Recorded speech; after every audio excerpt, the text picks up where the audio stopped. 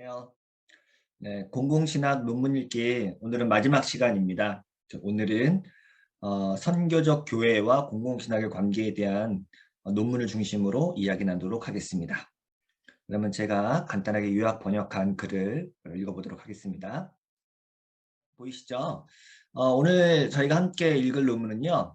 조지 R. 훈스버거라는 학자고요. The Missional Voice of Posture of Public Theologizing. 네, 좀 말이 이제 Public Theology라고 안 하고 Theologizing이라고 해가지고 공공신학함 뭐 이렇게 할 수도 있을 것 같습니다. 그래서 이거는 미시얼러지라고 하는 그 선교학 전문 저널에 2006년도에 실린 논문이고요.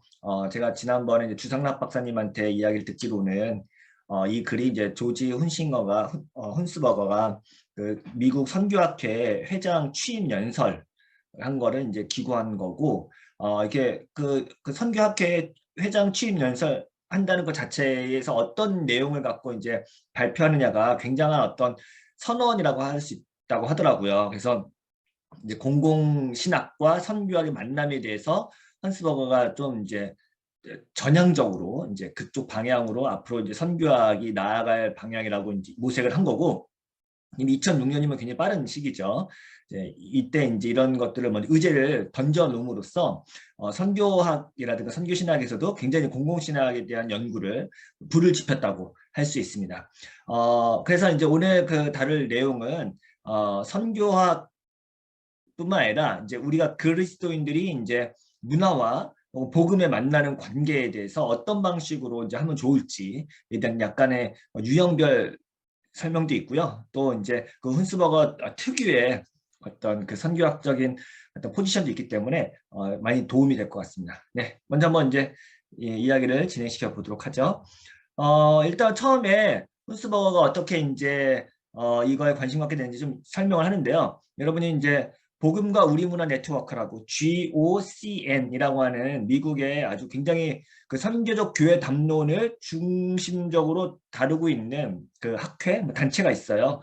여기서 이제 GOCN 그 단체에서 만들어낸 책들이 우리나라도 굉장히 많이 소개가 됐고 번역이 됐습니다. 여기서 이제 선교적 교회 운동, 그러니까 복음과 우리 문화 네트워크에서 사실 선교학자들이라도 논의, 그리고 교회론 학자, 그리고 실천신학자들이 이렇게 함께 학계가 연구했는데 여기서 이제 처음부터 선교적 교회 운동을 막 열심히 했던 건 아닌데 자연스럽게 이제 선교적 교회에 대한 논의가 여기서 이제 촉발이 됐고 그게 이제 굉장히 이제 전 세계로 막 우리나라도 이제 퍼져나온 거죠. 가지고 이제 여기서 이제 최근에 1980년 이후, 90년 이후에 변화된 시대상이라든가 혹은 신학의 분위기 혹은 학문의 분위기를 잘 설명해주고 있는데요. 그 이제 몇 가지 한 세 가지 정도 우리 시대의 어떤 중요한 변화, 뭐 흐름 이런 거에 대해서 이제 선교학자들 시대를 읽는 눈이 좋잖아요. 이런 것들을 이제 제시하는데 첫 번째로 얘기하는 건 뭐 역시 종교의 사사화. 신앙의 사사화입니다. 그래서 여기서 이제 이야기하는 거는 지금 우리 시대는 종교적 신앙을 선택할 수 있는 사적 영역으로 강등하고 사생활, 가족, 여가 여기다 이제 그 신앙이라는 영역을 이제 가둬놓고 몰아세우고요. 그 신앙은 이제 공적인 삶에서 이제 배제시키는 거죠. 이런 시대적인 분위기 혹은 우리가 포스트 크리스텐덤이라고 할 수도 있고요. 이런 내용들, 종교의 사사화와 신앙의 사사화 이런 내용은 마틴 마티라고 하는 이제 시카고 대학의 유명한 종교학자 또 엄청 연구를 많이 했고 알리스 맥킨타이어는 이제 철학의 영역, 윤리학의 영역에서 얘기를 했고요. 레슬리 리비긴도 꾸준하게 이런 거에 대한 언급을 많이 했습니다. 크리스텐덤의 붕괴에 대한 거죠. 비슷합니다. 두 번째도 이제, 우리가 이제 종교라고 하는 것이 우리가 뭐 회사나 기업에서 신뢰를 형성한다든가 혹은 개인들 삶의 어떤 윤리적인 가르침이나 어떤 디렉션을 해줄 수 있는 굉장히 중요한 역할을 우리 사회에서 뭐 사적이라도 했었잖아요. 근데 두 번째는 이제 그런 것조차도 사실 굉장히 신앙이 힘을 잃어버리고 있다. 우리가 종교에 기대어서 어떤 윤리적 판단을 한다든가 선택을 하는 것 역시도 지금 이 시대는 굉장히 이제 축소됐다. 이렇게 해서 뭐 바이겐 브로이안 뭐 이런 학자는 우리는 성경적 신앙과 사회의 공생관계의 종말을 목격하고 있다. 미국 크리스텐덤은 끝났다라고 하는 이제 가슴 아픈 이들 나름대로 이런 진단을 내리고 있습니다. 세 번째로는 이제 역시 이제 변화된 시대상에 대한 어떤 전반적인 큰 이야기인데, 뭐 자율적 이성에 대한 근대성의 의존, 인식론적 확실성, 개인의 선택과 자기 이익에 대한 특권, 기술과 사회적 진보에 대한 신뢰 상실, 모더니티의 자리에 혼합되고 모호한 형태로 포스트 모던이 이제 자리를 차지하는 이런 뭐 약간 통속적이고 우리가 뭐 흔히 뭐 개론서에서 조금 알 수 있는 그런 시대적 분위기에 대해서 이야기를 하고 있습니다. 그런 과정 가운데 선교학과 공공신학이라고 불리는 이 부분이 굉장히 중요한 자리를 차지하게 됐다라고 이야기를 합니다. 그래서 선교학과 공공신학의 이 두 영역을 어떻게 연결지을 것인가가 이제 앞으로 선교학의 굉장히 큰 주제다라고 이제 선전포고를 하는 겁니다. GOCN 운동에서 가장 중요한 주제 중 하나는 예수님의 메시지, 즉 그의 복음에서 하나님 나라의 중심 위치를 회복하는 것이라고 할 수 있겠죠. 근데 이제 뭐 여기서 회개하라, 천국이 가까웠다, 마가복음 1장 14절 15절 이런 메시지라든가 이런 것들이 일단 기본 대전제는 이것은 어떤 사적인 복음이 아니라 공적인 것이다. 그러니까 예수 그리스도가 선포한 선언이라든가 어떤 뉴스 혹은 어떤 소식 이런 것들은 결코 사적이지 않고 공적인 메시지였다라고 하고 뉴비긴 이걸 이제 공적 진리다. 퍼블릭 트루스라고 하는 거죠. 그래서 조금 읽어보면은 하나님의 통치와 예수 그리스도 안에 있는 통치의 실제에 대한 이 발표, 아까 말했던 그 회개가 천국에 가까웠다. 이 발표는 우리로 하여금 공공선이 무엇인지 그리고 무엇이 될 수 있는지에 대한 감각을 갖게 하고 우리를 증언하게 한다. 우리는 결국 하나님께서 세상이 어떤 모습이길 바라시는지 맛보았고 그것은 그 세상의 모든 사람들과 함께 있는 새로운 방식을 열어둔다라고 합니다. 그러니까 교회 공동체가 이것을 뭐 미리 맛보았지만 동시에 이건 우리들만 즐기는 것이 아니라 세상 모든 사람들과 함께 공유하고 나눠야 될 복음이라는 거죠. 그런 의미에서 이제 공적인 진리다라고 합니다. 이것은 사적이고 내적이며 개인적인 믿음이 아니라 우리를 하나님의 선교에 연루시키는 형성적 이야기다. 그러니까 포메이티브 스토리라고 하는 것은 그 나를 형성한 이야기이면서 동시에 이 세상을 빚어가는 하나님의 어떤 형성적 이야기다라고 얘기하는 거고요. 이런 주제에서 우리는 더 이상 구원이라는 것이 우리가 어떤 믿음으로써 얻게 되는 거래 관계가 아니라 오히려 구원은 하나님이 하시는 일에 우리가 동참해다, 우리가 참여해야 된다, 파티시페이션 해야 된다라고 하는 것이 바로 구원이다라고 하는 그 하나님의 부르심에 응답하는 것. 이게 바로 구원이라고 이야기를 합니다. 굉장히 중요한 이야기죠. 그러면서 이제 몇 가지 어원적인 이야기를 하는데 참 재밌는 내용 같았습니다. 그 에클레시아라고 하는 단어 자체가 사실은 우리가 교회라고 많이 알고 있는데 이게 이제 신약 성서에 쓰이기 이전에 이미 그리스 헬레니즘 문화권에서 이미 사용되던 언어잖아요. 근데 여기는 시민의 모임들, 뭐 이런 것들이 되게 원래 의미를 갖고 있다고 합니다. 그래서 이제 에클레시아는 이 저자는 뭐라 하냐면 공중 집회로 부름을 받는 것, 그리고 마을 모임, 모여 있는 대중, gathered public이라고 하는데 모여 있는 대중들. 그래서 이제 하나님께서 공적 집회에서 합당한 예배를 드리기 위해 온 세상을 부르셨기 때문에 우리는 교회를 지금까지 모임 공동체로 생각할 수 있다. 그러므로 그것은 대중 속에서 그리고 대중을 위해 삶을 살아간다. 라고 이야기합니다. 그래서 이제 에클레시아라고 하는 말의 어원 자체가 사실은 뭐 우리끼리의 모임이 아니라 그 마을에서 시민들의 모임이라고 하는 그 굉장히 퍼블릭한 의미를 갖고 있기 때문에 이게 이제 모르겠어요. 이게 신약 성서에서 원래 그런 의미를 갖고 있었지만 신약 성서는 완전히 이게 폐쇄된 공동체로서 의미를 쓰였을지 모르지만 제가 그것까지 잘 모르겠어요. 하지만 그럼에도 불구하고 이 언어가 갖고 있는 함의가 굉장히 이제 범위가 넓다, 스코프가 넓다라고 얘기하는 것 같아요. 근데 이런 식으로 이제 설명하는데 되게 재밌는 게 캐리그마라고 우리가 선포라고 하고 복음 선포라고 하는 이 언어도 사실은 알고 보면 되게 퍼블릭한 거다라고 얘기하는 거예요. 그러니까 우리가 지금 생각하는 그 설교하고 교회 안에서 목사님이 성도들 대상으로 하는 설교하고 굉장히 성격이 다르다. 이거는 마치 대중 연설과 같은 거다라고 이야기를 하는 거죠. 그래서 강론 뭐 혹은 뭐 설교 뭐 이런 설교인데 이 퍼블릭한 설교를 의미했대요. 캐리그마가. 그래서 이거는 뭐 권력이나 권위자의 공식 대변인이 뉴스를 발표하는 전령의 기능과 관련이 있다. 뉴스의 공개 방송, 뉴스의 공적 행동은 신약 성서가 묘사하는 증거의 한 형태다라고 이야기합니다. 그래서 하나님의 복음을 선포자가 선포하는데 이거는 하나님의 말씀 대언하는 거잖아요. 이 대언하는 어떤 그 청중이라는 게 단지 그냥 믿음의 공동체만 하는 건 아니었고 하나님의 말씀이 이 세상에 대언하는 이 세상을 향해서 하는 메시지다. 뭐 이런 뉘앙스가 있는 것 같습니다. 그런데 그러면서 이제 동시에 하는 얘기가 예배 역시 공적이었다라고 하는 거죠. 그래서 그 예배는 공동체가 공동의 모임으로 가져오는 예비의 동기를 부여하고 형성하는 삶의 공적 영역에서 하나님을 경험하는 모든 것에서 나온다. 그래서 예배도 굉장히 공적이라고 하고 전례라고 하는 단어 역시 그 뿌리가 굉장히 공적이고 선교적 의미가 있다라고 얘기합니다. 재밌는 건 이제 레이투르기아라고 하는 라틴어도 이게 이제 그 어원적인 걸 보면은 자기가 돈을 써가지고 제공하는 공공 서비스, 퍼블릭 서비스였다라고 하더라고요. 그래서 이거는 사람들을 위한 사역, 그러니까 work for the people이라고 하는 거고, 이 예배, 전례라는 것이 하나님의 비전과 하나님의 꿈을 모든 사람들에게 함께 더불어서 그들을 위해서 일하는 것. 네, 그래서 이것이 이제 전례의 어떤 원래적 의미다. 사실 우리 전례라고 하면 굉장히 폐쇄적이고 공동체 내부적인 어떤 걸로 이해하는데 적어도 이때 당시에 초기 그리스도교 공동체라든가 이게 이제 약간 예전이 제국교회 형식으로 갔을 때만 하더라도 이때는 이제 뭐 크리스텐덤이기 때문에 어쩔 수 없는지는 잘 모르겠어요. 그럼에도 불구하고 아무튼 굉장히 사적인 의미로 혹은 뭐 공동체 내부의 용어로만 사용된 건 아니라는 말이죠. 네. 교회의 정체성, 메시지, 예배와 뭐 증언, 증인의 소명 이런 것들의 공적 본질은 하나님의 백성을 세상의 공적 삶의 정면으로 배치시킨다. 라고 얘기하고요. 교회가 자신이 속한 조직이 아니라 보냄을 받은 사람들의 몸이라는 것을 분명히 알게 되면 그리고 우리가 누구인지 분명히 알게 되면 우리가 있는 곳은 모퉁이에 있는 시설이 아니라 다른 사람들과 모든 공적 차원을 공유하는 사람을 삶을 사는 사람이 되는 거죠. 우리는 매일 대중 앞에 서 있는 거죠. 예. 그래서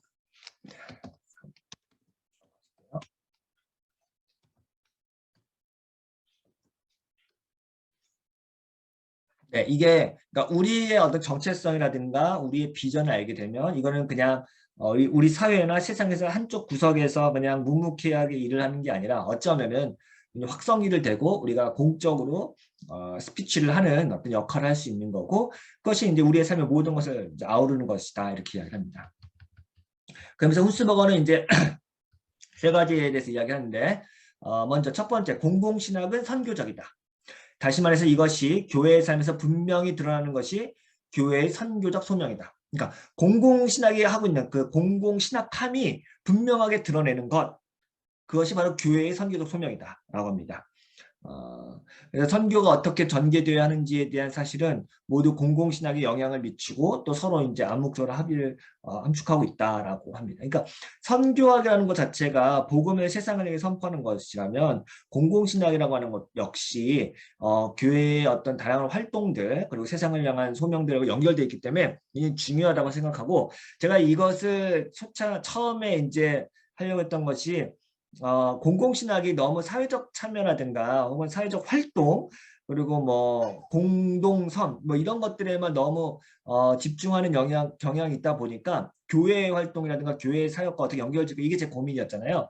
근데 이제 혼스버거 같은 경우 지금까지 저희 읽어둔 모든 글들도 비슷한데 혼스버거 같은 경우는 결국은 선교라고 하는 것하고 공공신학을 연결시킴으로써 교회와 세상의 가교를 놓는 것 이런 것들을 얘기를 하는 것 같습니다. 두 번째 이제 공공신학은 하나님의 온 백성의 사역이다. 그것은 직업신학자, 직업사회윤리학자, 정치이론가 또는 사회 정치활동가의 사역만이 아니다. 모든 모든 사람들이 공공신학에 참여하는 거고 자신의 방법대로 하나님의 백성을 섬기는 것, 그리고 세상을 섬기는 것을 이야기한다. 그래서 여기서 이제 헌스버거가 theology 대신 theologizing 뭐 이렇게 신학화 발음도 어렵네. theologizing 예. 신학화라고 하는 단어를 사용하는 이유는 이것이 이제 완성된 산물이 아니라 혹은 뭐 정교된 교리 체계가 아니라 전문적이든 아니든 선교적 교회의 본질이고 지속적인 실천 프로세스이기 때문에 이렇게 신학함, 신학화 이렇게 하고 이야기를 합니다. 이게 그리고 이제 이거는 엘리트라든가 종교 지도자들에게만 해당되는 사역이 아니다라고 이야기하는 거죠. 세 번째 공공신학은 다양한 곳에서 이루어지고 있다. 뭐 이거는 뭐 이게 좀 거버넌스, 사회 정책, 정치 뭐 이런 것뿐만 아니라 뭐 다양한 거, 뭐 경제적인 거, 뭐 직장 생활, 뭐 사회 규범, 뭐 민족주의 뭐 이런 모든 것들이 연결되어 있다라고 이야기를 합니다. 그러면서 저는 이게 이제 굉장히 중요한 지금 이 전체 그래서 공공신학의 목소리와 자세, 태도에 대한 거예요. 포스처라고 하는 게. 그래서 뭐라고 하냐면은 저는 이게 이 논문의 가장 핵심을 생각하는데요. 우리가 살아가는 삶에서 가장 중요한 게 뭐냐. 당신이 말하는 것이 중요한 것이 아니라 말하는 방식이 중요하다라는 얘기를 해요. 그러니까 태도, 제스처, 뉘앙스, 어떤 자세 이런 게 중요하다고 이야기하는 거죠. 그래서 사실 무언가 말해주는 방식 자체가 메시지를 말해준다라고 하면서 이제 미디어가 메시지다라고 하는 마시아 맥루한의 아주 유명한 말 있죠. 이 명제. 이것을 훈스버거는 중요하게 생각합니다. 그러니까 우리가 복음을 선포한다고 할 때 그 내용, 하나님 나라의 복음을 선포하는데 결국 공공신학과 선교학이라고 하는 것은 어떤 내용을 선포하느냐도 너무나 중요하지만 그거는 약간 신학적이라고 한다면 사실은 세상과 만나는 방법은 어떻게 전하느냐라는 거거든요. 근데 이게 공공신학이 저는 핵심이라고 생각해요. 공공신학은 어떤 내용을 전하는 것도 너무 중요한데 어떻게 전하느냐에 굉장히 관심이 많아요.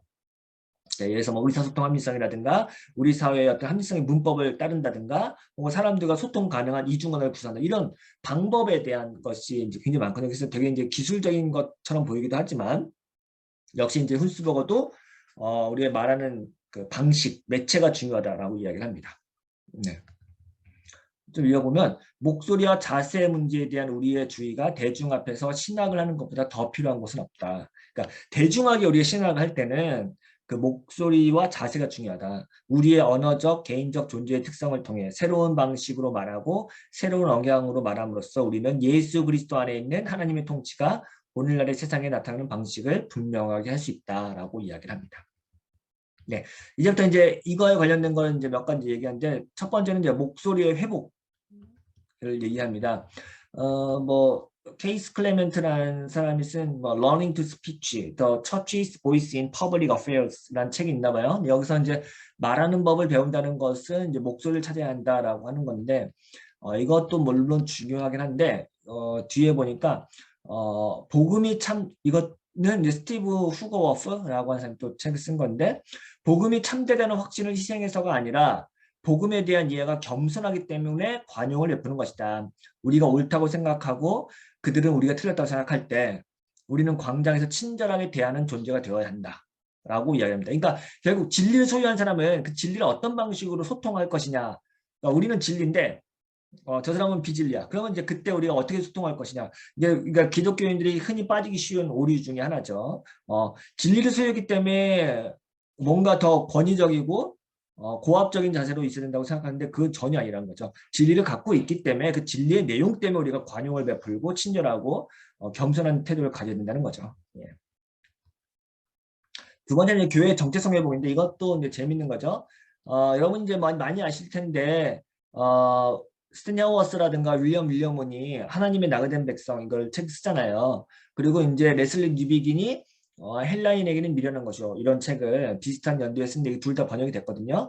근데 그 선교적 교회 운동하시는 분들이 이 두 책을 굉장히 중요하게 언급하는데 둘 다 이제 교회의 회복에 대해서 이야기를 하는데 조금 뉘앙스가 다르다. 라고 이야기합니다. 이제 둘 다 공통점이 많다. 이제 특히 교회가 참되고 명백한 그리스도인의 품성을 회복하는 것에 관심이 많은데 그 미묘하게 다른 게 뭐냐 이런 것들에 대한 평가가 다른데요.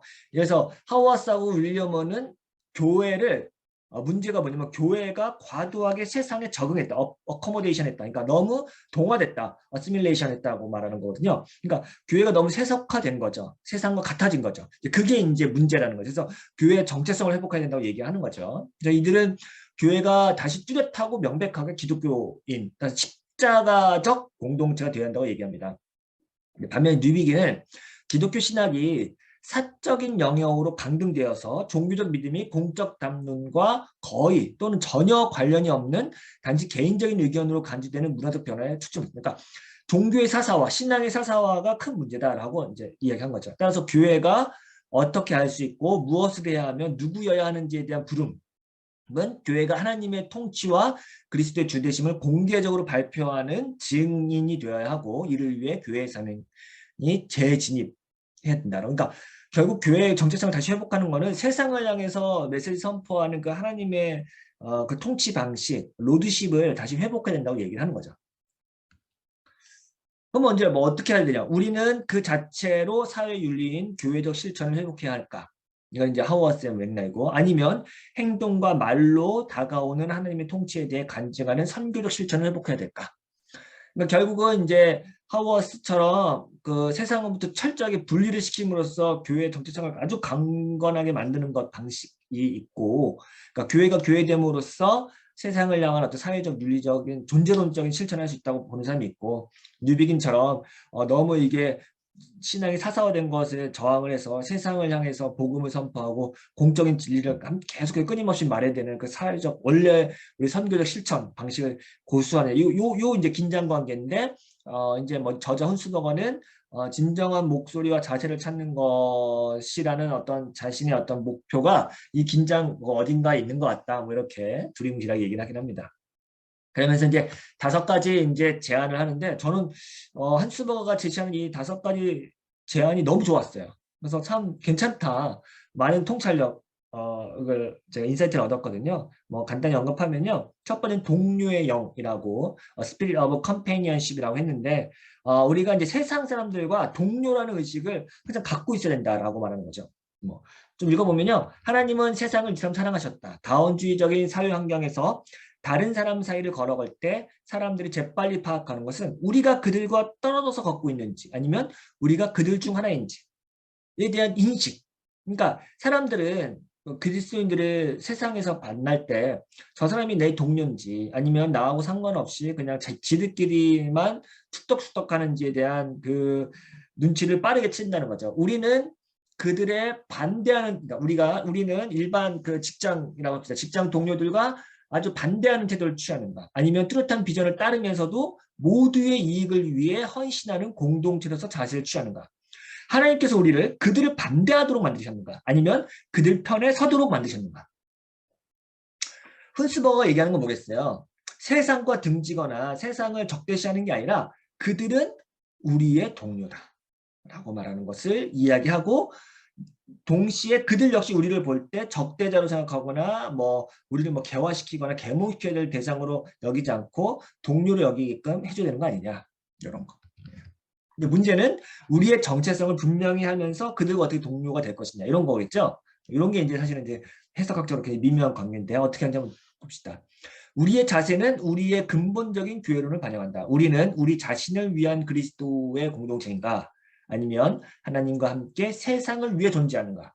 만약에 후자라면 우리는 동료들에게 은혜를 입고 있다. 여기서 동료는 교회 동료를 말하는 게 아니죠. 예. 그러니까 우리 세상 사람들과 함께 살아가면서 그들에게 은혜를 받았고, 역시 우리도 그들에게 은혜를 끼쳐야죠. 예. 이게 이제 중요하다라고 얘기하고요. 우리는 우리가 복음편에 있다고 빨리 생각하고 싶은 유혹을 받을 수 있지만, 만남에서 중요한 건 먼저 문화편에서 우리 자신을 보는 것이 더 중요하다. 이런 이야기를 합니다. 데러구도도 비슷한 얘기가 있는데, 요점은 우리가 특정 사회의 구성원으로서 그 사회의 문화적 방식을 공유한다는 단순한 현실에서 벗어나지 않는다는 것이다. 복음이 우리 문화에 대해 말할 때 그것은 먼저 그 문화의 세계관과 기풍에 거주하지만 예수님의 부르심에 예라고 대답한 어딘가에 있다. 그러니까 이 세계관, 이 세상이 주는 어떤 그 분위기와 문화에 우리도 동시에 거주하죠. 근데 그 속에서 하나님이, 예수님께서 우리를 부르실 때 우리가 그 부르심에 응답하는 그 장소, 그 장소는 결코 세상으로부터 분리된 장소가 아니라고 말하는 거. 그래서 이게 중요한 어떤 신학적 통찰이라고 할 수 있고요. 요점은 교회가 우리의 사회적 환경에서 다른 사람과 갖는 근본적인 교제를 방해하지 않는다는 것이다. 우리는 다른 모든 사람과 마찬가지로 하나님의 형상대로 지음받은 하나님의 피조물이다. 그들과 함께 우리는 세상을 보고 세상의 경험을 해석하고 가치를 부여하고 판단하는 일반적인 방법을 공유한다. 우리는 하나님의 나라가 도래했다는 소식으로 모든 것이 흔들리고 다시 패턴화됐다. 우리는 그렇죠. 그러나 우리는 여전히 그들 중 하나다. 우리의 목소리는 그것을 반영해야 한다. 우리가 그들과 공통점이 전혀 없을 정도로 다른 사람이라고 생각하는 어조를 나타내지 않아야 된다. 예. 그렇죠? 그러면서 이제 레이몬드 펑이라고 하는 그 사람이 더 아이사이아 비전이라고 하는 책에서 어떻게 하면 우리가 에큐메니컬 전력을 제시할 수 있을까 하는데, 이것도 너무 좋았습니다. 3가지 얘기하는데, 첫째, 우리는 하나님께서 이 세상을 위해 원하시는 것으로 확인된 것들을 위해 일한다. 그러니까 하나님이 이 세상을 어떻게 만드셨으면 좋을까라고 하는 것을 위해서 우리가 일하는 거죠. 이사야 65장에서 펑은 이제 그 몇 가지 의제를 끄집어내는데 거기에 내용에 의하면 하나님은 유아가 죽지 않고 노인이 존엄하며 일하는 남녀가 수고의 열매를 누리는 세상을 계획하신다는 것을 상상하고 있다. 우리는 그것을 위해 일하고 같은 것에 관심이 있는 다른 사람들과도 그렇게 한다. 다음으로 우리는 우리와 함께 일하는 모든 사람들과 우리가 일하는 모든 사람이 하나님을 경배하도록 우리는 초대할 수 있죠. 마지막으로 우리는 제자가 된 사람들을 예수님의 제자로 초대할 수 있죠. 네. 그래서 이제 우리가 궁극적인 목표는 그들을 제자 삼는 거지만 동시에 우리가 세상을 위해서 하는 이 모든 사역들은 같이 그들과 함께 할 수 있는 거죠. 네. 그래서 펑이 제시하는 거는 핵심 영성은 파트너십과 연대다. 그분은 우리가 원하는 사람과 함께 일하기를 두려워하지 말라고 권하신다라고 이야기를 합니다. 쭉 넘어가서요. 두 번째 이제 진실을 말할 때 겸손해야 된다라고 얘기하는 거죠. 복음의 진리는 우리의 개인적인 복음 전도의 말에서가 아니라 세상의 공적 생활과의 관련성에 대한 우리의 신학적인 표현에서 공개적으로 선포된다. 이것이 바로 복음이다. 그러기 위해서는 겸손과 존중하는 대화 스타일이 필요하다. 그러니까 복음이라는 것이 어쩌면은 이 겸손과 존중이라고 하는 것이 그러니까 복음은 따로 있고 그 복음을 드러내는 자세, 태도가 겸손과 존중이라고 생각할지 모르는데 여기는 이제 제가 지난번에도 이런 내용을 말했는데 볼프도 굉장히 중요한 비슷한 얘기를 하는데요.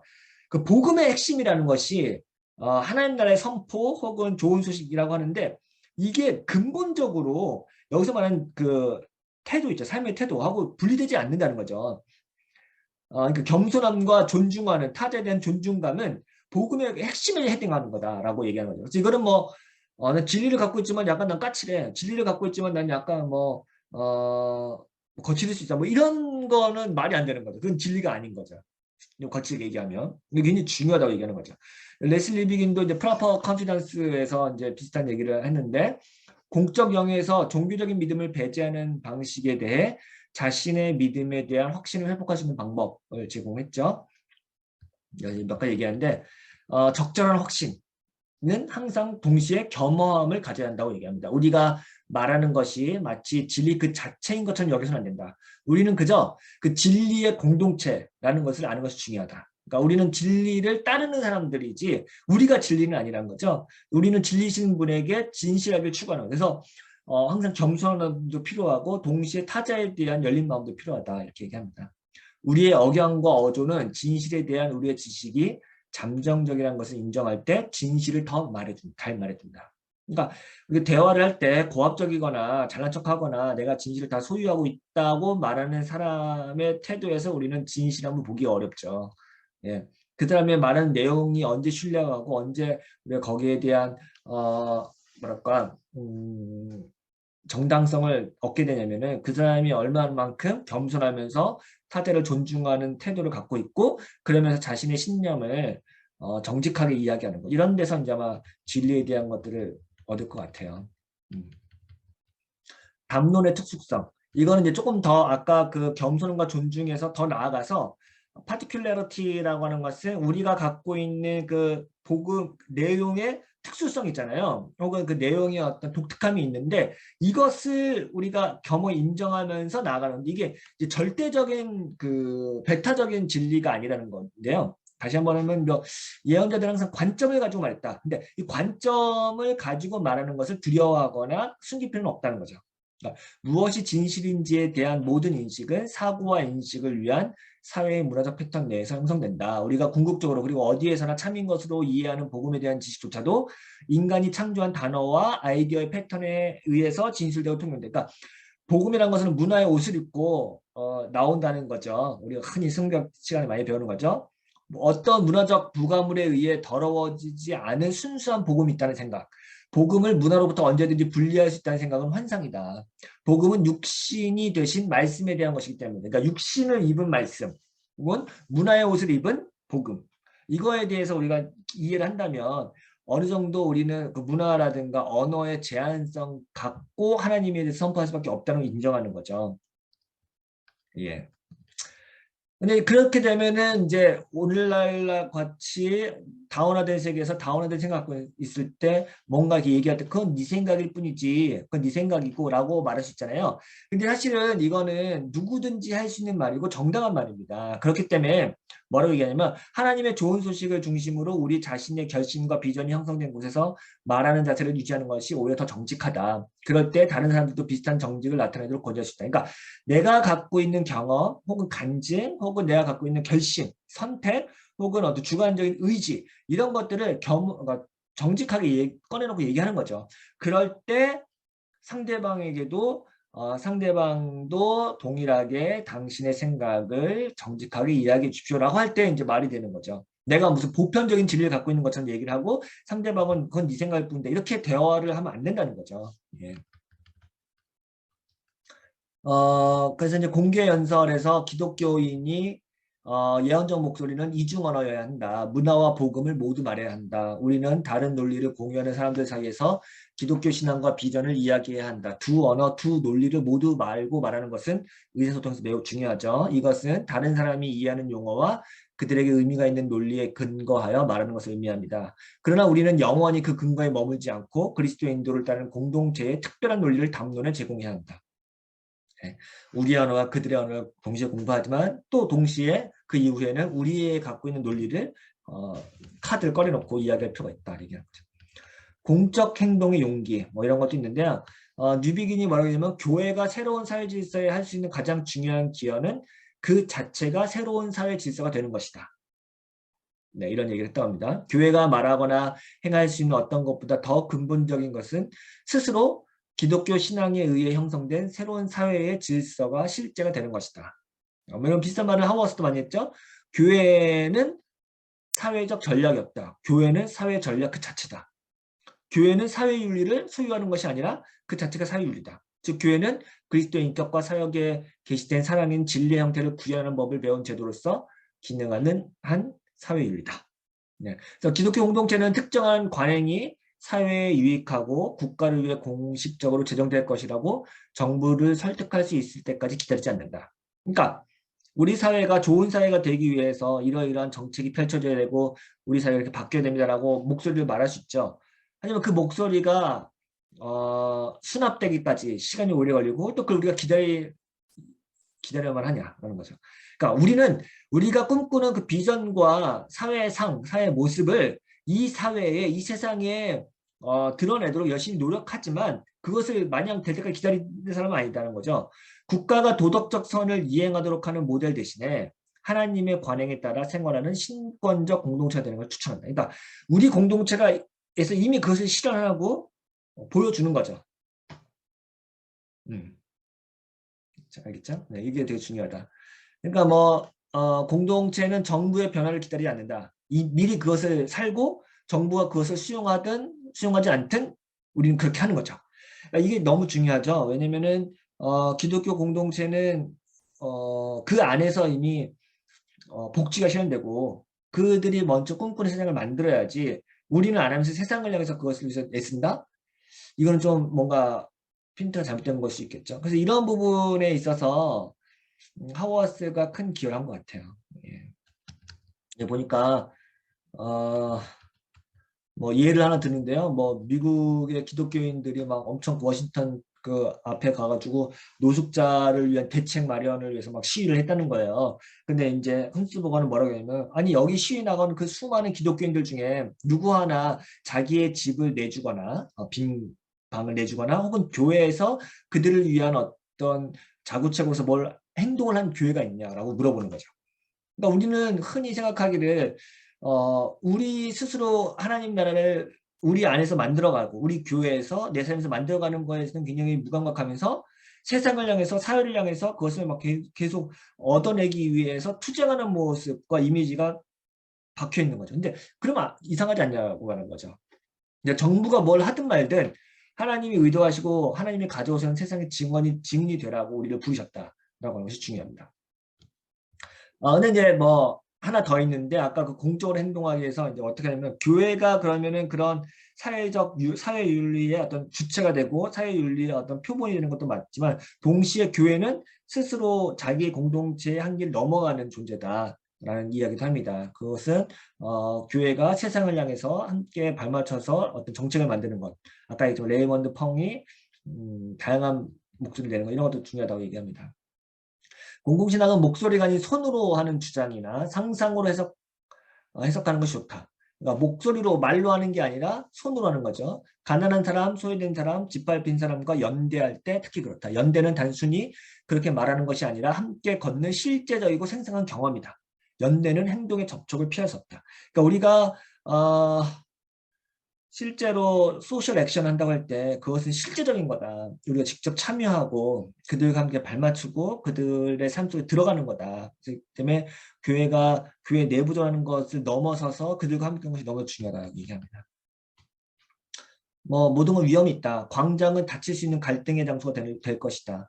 복음이 공적 진리라고 주장하는 것은 우리가 부상을 당할 것으로 예상되는 투쟁에 들어가는 것이다. 그러나 이러한 상처는 선교적 교회의 인증 표시다.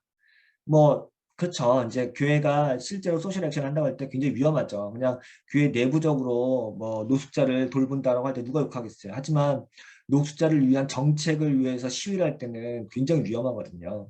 그 말은 이제 교회가 굉장히 정치적인 집단으로 보이기도 하고 로비 활동으로 보이기도 하는 거죠.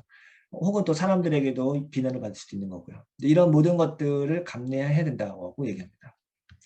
마지막으로 수평선 위의 눈이라고 하는 것은 우리의 비전과 목표가 어디를 향하고 있고 그것을 통해서 지금 현재의 삶을 다시 조정하는 삶. 그러니까 되게 신학적 비전입니다. 종말론적 비전이기 이게 되게 중요하다고 얘기하는데요. 공공신학에서 우리의 목소리와 자세는 다가오는 하나님 나라의 지평을 향하고 있다.